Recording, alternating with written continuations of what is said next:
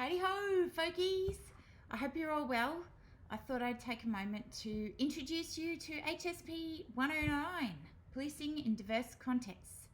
Before I start, however, I want to acknowledge the traditional custodians of the land that we're meeting on virtually here today.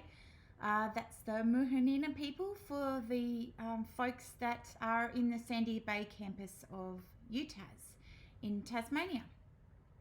I acknowledge this because Aboriginal and Torres Strait Islander people are currently overrepresented in our criminal processing systems in Australia at rates that have been called a national emergency. It's a very significant concern, and that's at all levels of the system, right from arrest statistics up through till the different processes, etc., that they go through sentencing and release into the community. It is absolutely imperative that we address these issues and try to make sure that we're all thinking about this in the different roles that we get in the future. So yes, I'm going to talk to you a bit about HSP 109 and how it all works. For starters, I'd like to just say a little bit about myself and my other unit coordinator. My name is Angie, and the other unit coordinator is Jeanette Boland. We're fairly easy to get hold of. You can just email us in the first instance, and we usually give us 48 hours to reply, because sometimes, well, particularly me, I get very overwhelmed with lots and lots of emails. Our student consult is anytime you need it. All you need to do is just send us an email and we can arrange a time. I also have my work phone number and my mobile there. Jeanette unfortunately doesn't have a number at the moment, but as I said, our email addresses are probably the best way to get in touch. What we're hoping you do in this first couple of weeks of the unit is to get online to the discussion board and introduce yourselves. Tell us about who you are, what made you choose the course that you're in, and what are you hoping you'll do when you've finished. We are studying this unit for a range of different reasons, but it's mainly because policing happens in a very complex context.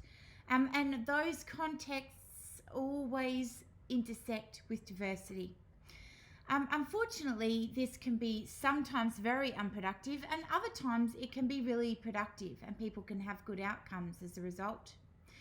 So the unit follows on from HSP 108 with what is policing. It provides knowledge of contemporary ways of doing policing in those different contexts, thinking about the primary organisations and partnerships involved with policing, and it gets you to think critically and discuss critically the impacts of different types of policing work on victims and offenders that are coming from diverse backgrounds.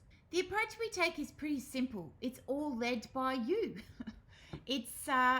We provide content online for you, and you work through that content at your own pace. We try to encourage people to do this on a weekly basis so they don't fall behind.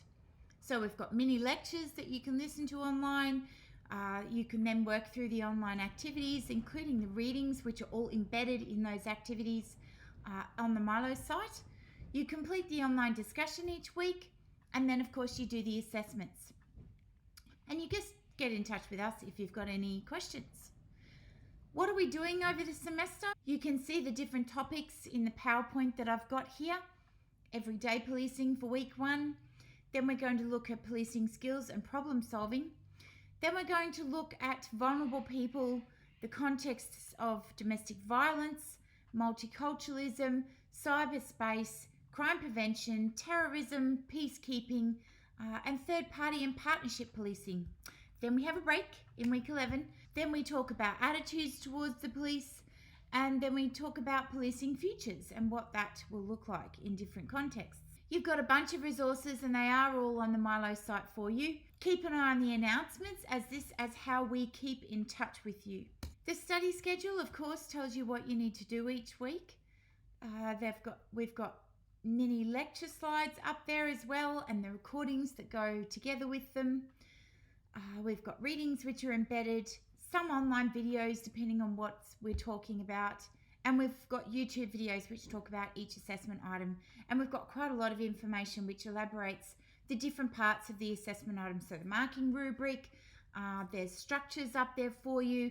And of course, we've also got examples of each assignment as well. All right, and now to the assessment, which is the bit that everybody wants to know about all the time. It's the most important part of the unit, blah, blah, blah, etc., etc. We've got 3 assessment items for this unit. The first is 2 multiple choice quizzes. These are online. They're very simple.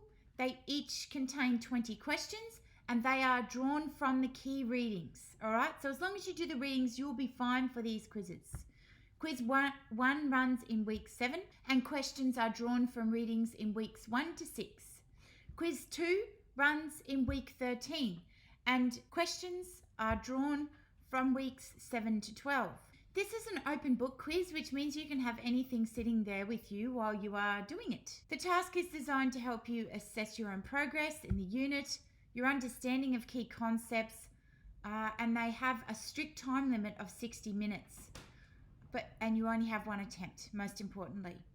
Once you have actually opened the quiz, you must complete it. So please bear that in mind. Don't just open it and leave it there, or it will shut down on you. The quiz is available in the top thing that says assignments. You click the down arrow, and then there's a section called quizzes that you just click on there. So the weighting of this is overall 40%. And you can see here that I've got an example on the PowerPoint for you of what a quiz question looks like and how it comes up on the screen, just for your information. So the event brief is the second assignment in the unit, and this is a little more interesting.